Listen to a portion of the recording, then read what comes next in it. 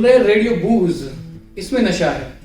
मेरा नाम किरण है और जैसे मैं हमेशा आपको कहता हूँ कि नशा किसी भी चीज़ का हो सकता है। जो चीज़ आपके दिमाग में, सिर में खुमार बन के छा जाए वो भी तो नशा ही है। और अगर आपको किसी भी फील्ड में महारत हासिल करनी है तो वो नशा होना ज़रूरी है। आज मेरे साथ हैं स्टूडियो में हमारे रेडियो के मैनेजिंग डायरेक्टर डॉक्टर मुकेश गंभीर। सर, स्वागत है आपका। बहुत बहुत धन्यवाद। सर, आपके बारे में मैंने सुना है आपको भीष्म पितामह कहा जाता है रेडियो का। जी। और उसके पीछे के काफ़ी कारण हैं।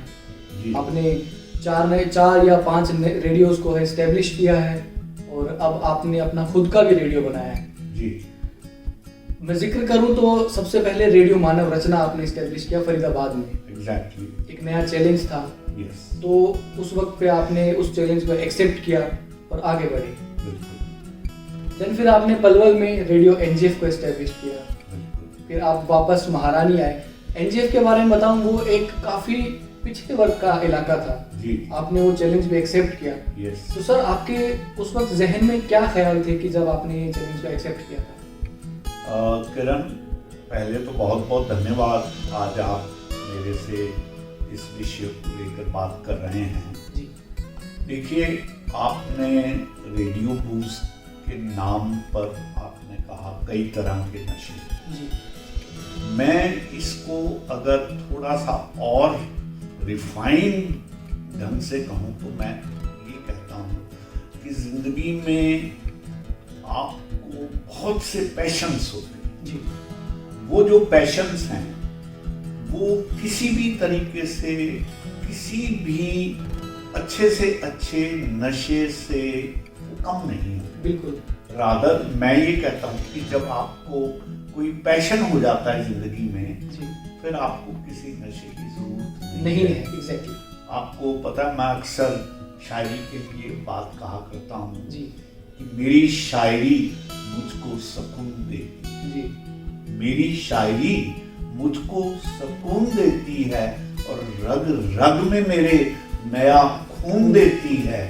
दुनिया तलाशती है दौलत में, मुझको अल्फाज में ये जनून देती है। बहुत बढ़िया। मुझको अल्फाज में ये जनून। तो बात ये है किरण कि आप रेडियो एनजीएफ के समय से मेरे साथ जुड़े जी। और आप ये देखिए कि मैं आभार व्यक्त करता हूँ डॉक्टर ओपी भल्ला का, जो कि मानव रचना यूनिवर्सिटी के चांसलर थे। जिस समय मैं लगभग रिटायर होकर वापस फरीदाबाद लौटा, उन्होंने मुझसे ये सजेस्ट किया कि अगर मैं रेडियो में जुड़ जाऊं तो वो जो लाइसेंस मिलने वाला है उसमें वो मेरी भागीदारी रखना चाहते हैं। जी। और बतौर डायरेक्टर मुझे वो इसमें जोड़ना चाहते। जी। मैंने आपसे बताया कि शायरी के लिए, साहित्य के लिए, कविताओं के लिए और बहुत से उपन्यासों के अध्ययन पे, नाटकों के अध्ययन के आधार पर मुझे इन सब चीज़ों में बहुत पैशन, बहुत ज़्यादा आनंद मिलता। जी।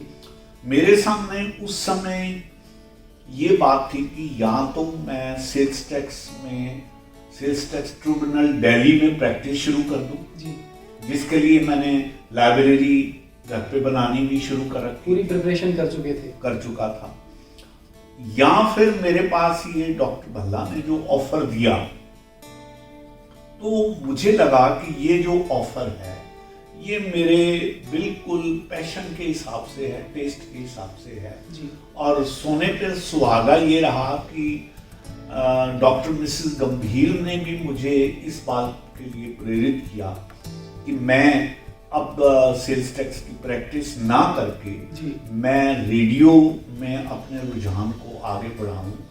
और मैं आभार व्यक्त करता हूं उस शख्सियत को, डॉक्टर ओपी भल्ला को, जिन्होंने मुझे इस तरफ साथ जोड़ लिया और इस तरह से मेरी यात्रा का आरंभ हुआ।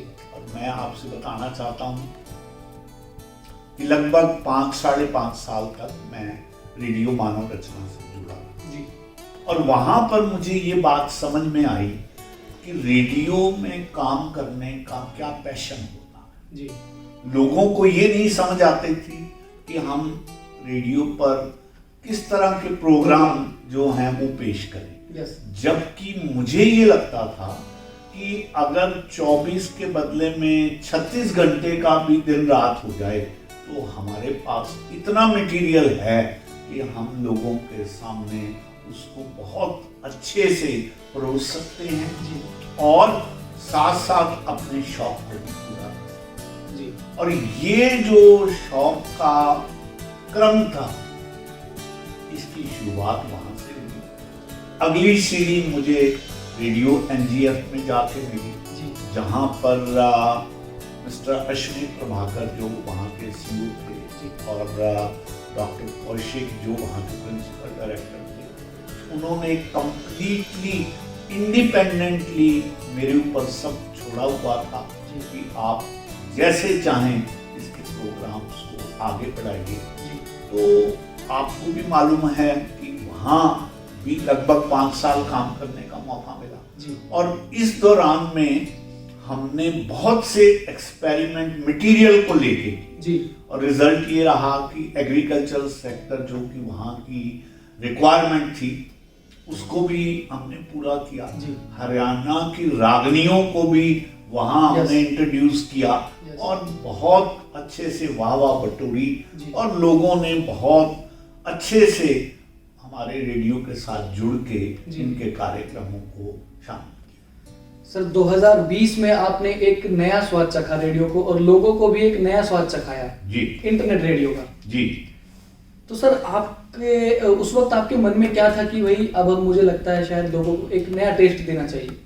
देखिए, सच्चाई ये है कि रेडियो महारानी में आकर हमें एक नए तरह का अनुभव हुआ। जी कारण ये था कि अब तक हम कम्युनिटी रेडियो से काम कर रहे थे, एक सीमित रेंज में काम एक सीमित रेंज में काम कर रहे थे, लेकिन इंटरनेट रेडियो में काम करने का जो मौका था वो हमें रेडियो महारानी में मिला। जी आप भी वहां साथ थे मेरे। जी लेकिन हुआ क्या, कुछ हालात ऐसे बने कि मुझे गुड़गांव शिफ्ट करना पड़ा। जी और मुझे लगा कि अब शायद वो समय आ गया है जी कि मैं सब बाउंड्रीज को छोड़ के मैं अपना एक नया रेडियो एस्टेब्लिश करूं यस जिसमें मैं उन सब कार्यक्रमों को इसमें शामिल करूं जी जिनको मैंने अब तक लर्न किया है। जी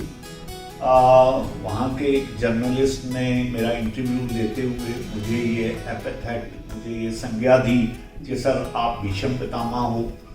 मैं इस एपिथेट को, इस विशेषण को बड़े अच्छे से स्वीकार करता हूँ। कारण ये है कि शायद मैं इत्तेफाक परमात्मा की कृपा से ऐसा पहला व्यक्ति रहा जिसके हाथों से 4 रेडियो स्टेशन एस्टैब्लिश हुए और बहुत सक्सेसफुल रहे और बहुत से ऐसे आरजेज मेरे हाथों से जो हैं वो विकसित हुए कि आज वो किसी बहुत अच्छे मुकाम पे हैं। उनके मुझे फोन्स आते हैं, वो कृतज्ञ महसूस करते हैं और मुझे भी ऐसे लगता है जैसे एक कोई पारिवारिक रूप से जो कोई बड़ा व्यक्ति उनको आशीष दे और वो आगे बढ़ जाएं, तो आपको वो एक ऐसी फीलिंग्स उनकी बातचीत के साथ मुझे होती है। इन्हीं भावों के साथ अब हम रेडियो बूज गुड़गांव में आ गए हैं और किरण, मुझे आपको बताते हुए बहुत ही प्रसन्नता हो रही है कि यहाँ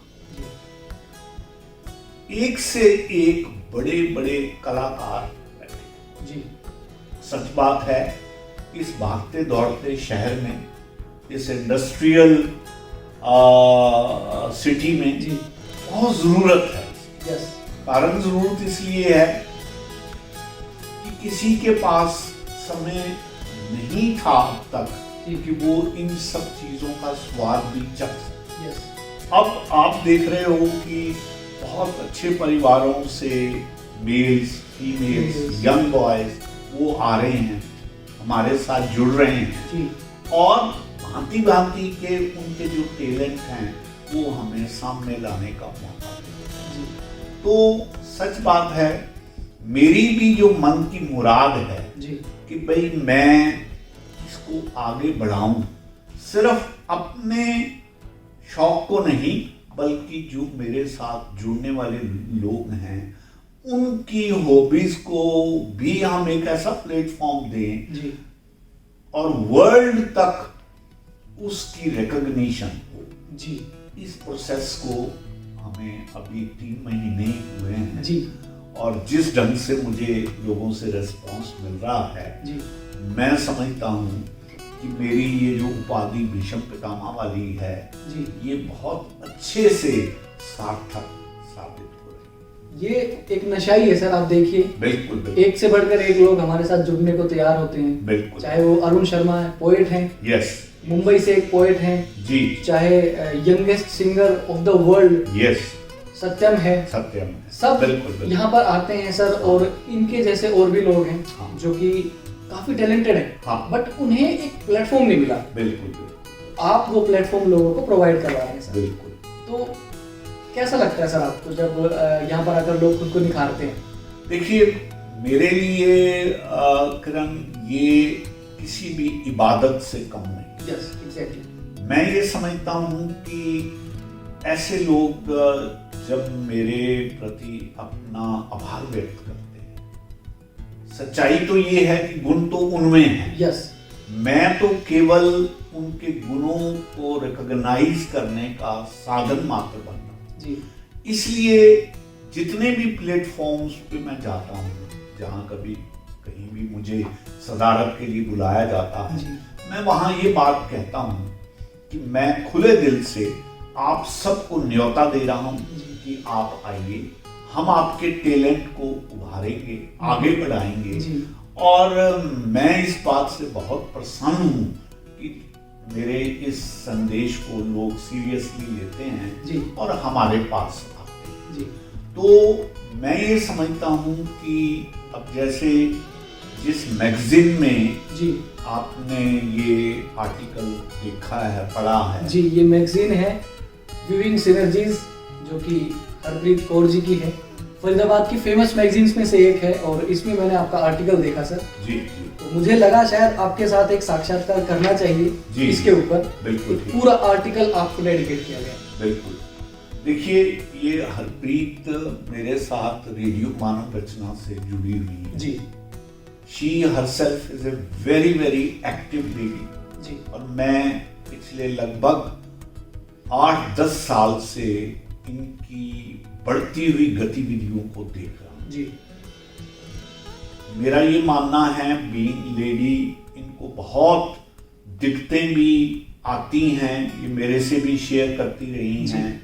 इनके बहुत से कार्यक्रमों को प्रयोजन कराने में मेरा भी योगदान रहा है। जी लेकिन मैंने ये देखा है कि ये अकेली आगे बढ़ने की हिम्मत रखती है। जी वाकई इनमें इतनी शक्ति है कि ये जिसको कहते हैं कि वुमेन एनर्जी का काम कर रही हैं। जी मैं इस बात के लिए इनको मुबारक देता हूँ और परमात्मा से प्रार्थना करता हूँ कि इनको ये कुव्वत और बख्शे। जी और ये अक्सर मुझसे कहती हैं कि हम अभी और आगे चल रहे हैं, हम अपनी इस संस्था की कई चैप्टर्स खोलने जा रहे हैं जिसमें गुड़गांव में भी वो एक चैप्टर बनाना चाहती हैं। जी तो ऐसे लोगों को देख के ही आपको स्ट्रेंथ भी मिलती है। जी देखिए किरण, मैं अक्सर एक बात कहा करता हूँ कि यहाँ दौलत वालों ने जिंदगी में अलग से क्या पा लिया, जी यहाँ भरपेट खाने वालों ने अलग से क्या खा लिया। जी जिंदगी के स्वाद यहाँ भूख में वाबस्ता हैं, जिसने खुद को गवा दिया उसने ही पा लिया है सर। बहुत सुंदर। मैडम हरप्रीत जैसे वो शख्सियत हैं जिनको ये बात समझ में आ गई है यस कि अब गवा के पाना है जी और गवाना क्या है, अपने अपने ढंग से अपने अपने पैशन में आगे बढ़ना, बिल्कुल, जहां पर फिर कोई भी अड़चन इनके रास्ते में नहीं आती। और मैं फिर एक बात कहा करता हूँ कि जब चला था तो तन्हा था जी, और देखते देखते कारवां साथ। ये मैं बोलने वाला था आपकी ये लाइन कि जब मैं तो तन्हा ही चला था मंजिल सफर पर, लोग जुड़ते गए और काफिला बनता गया। काफिला बनता है जी। तो मैं ये समझता हूँ कि ये परमात्मा की तरफ से ऐसा योगदान होता है जी, कि आप देखिए, जब हमने गुड़गांव में ये रेडियो बूथ शुरू किया था, आप जुड़े रहे हैं मेरे साथ, हमें ये लगता था कि भाई यहाँ पर कौन हमारे पास आएगा जी, और आप देख रहे हैं हालात ये हैं, तांता लगा रहता है तांता लगा रहता है और एक से एक बढ़कर जी, हमारे पास कलाकार आ रहे हैं। बिल्कुल सर, उनको सुन के हम अपने आप में आश्चर्यचकित होते हैं। यस, और अभी तो ये सिलसिला शुरू हुआ है। अभी तो बहुत लंबा सफर है सर। यस जी, तो मेरा कहने का भाव ये है कि हम जिस इबादत को लेके बैठे हैं, कर रहे हैं, जी, इसमें बहुत से लोगों की आहुति हमें चाहिए और वो लोग हैं जो किसी न किसी ढंग से कलाकार हैं। यस, देखिए, विवेकानंद कहा करते थे कि सच्चा गुरु कौन है?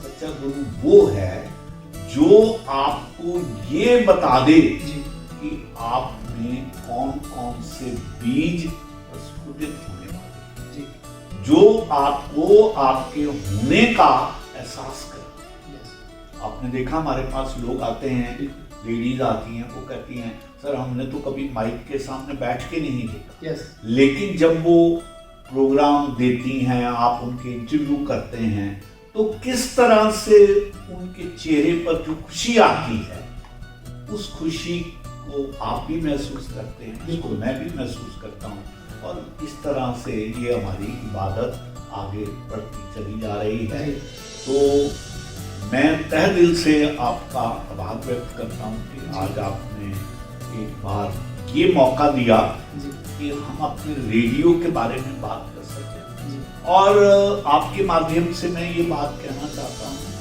कि हमारे घरों में बुजुर्ग बैठे हैं, लेडीज बैठी हैं, बहुत से लोग बैठे हैं जी, जिनको ये समझ नहीं आता कि हम समय कैसे गुजारें। यस, और जब वो हमारे पास आना शुरू कर देते हैं तो मैं उनके गुजारे हुए समय में एक क्वालिटेटिव चेंज देखता हूँ। यस, बहुत से लोगों ने सर ये बोला भी है यस कि हम यहाँ आने से पहले घर पे रहते थे, हाँ दिन भर हम ये सोचते थे अब क्या किया जाए कि हाँ, जिससे थोड़ा टाइम पास हो, हाँ, बट जब से आपसे जुड़े हैं हाँ, तो टाइम ऐसे कट जाता है कि पता नहीं चलता। यस। और इसी में हमारी इबादत है, इसी में उनका विस्तार है, जी, उनकी प्रफुल्लता है। जी, तो हमें तो इस तरह के खिले हुए फूल, खिले हुए चेहरे, खिले हुए व्यक्तित्व चाहिए जी, जो स्वयं को भी आगे लाएं जी, और बाकी जहां पर ये दिए अभी नहीं जले हैं जी, उनको भी जलाएं। जी। मैं दो लाइनें आपके लिए कहना चाहूंगा। जी, ये जो लिखी हैं आपने किताबों में इबादतें, जी, अगर इजाजत हो तो इनके सदके में सर झुका लूं। क्या बात, क्या बात, बहुत बढ़िया। तो किरण, हम और जी, आप साथ मिलके जी, इस काम को आगे बढ़ाते रहेंगे जी, और परमात्मा ने चाहा तो हम और आगे बढ़ते बढ़ते रहेंगे। बहुत बहुत शुक्रिया सर। धन्यवाद।